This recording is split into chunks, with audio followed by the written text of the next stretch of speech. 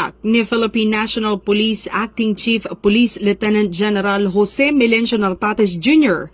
ang puspusang paghahanda ng kapulisan para sa nalalapit na Bangsamoro Autonomous Region in Muslim Mindanao parliamentary elections sa darating na ika-13 ng Oktubre 2025.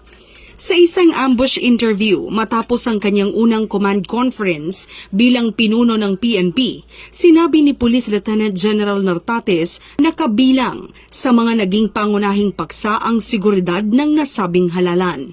Dagdag pa niya, may 7 linggo pa ang PNP upang plantsahin ang lahat ng kinakailangang hakbang upang mapanatili ang kaayusan sa halalan sa rehiyon, na kilalang sensitibo sa usapin ng seguridad.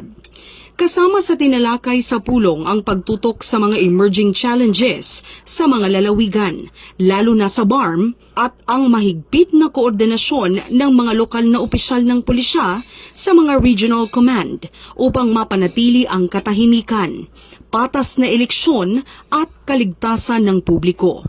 Tinalakay rin ang pag-aayos ng transisyon ng kapulisan sa Sulu Province, kasunod ng paglipat nito mula sa administrasyong BARM patungong Zamboanga Peninsula bilang bahagi ng paghahandang administratibo para sa eleksyon.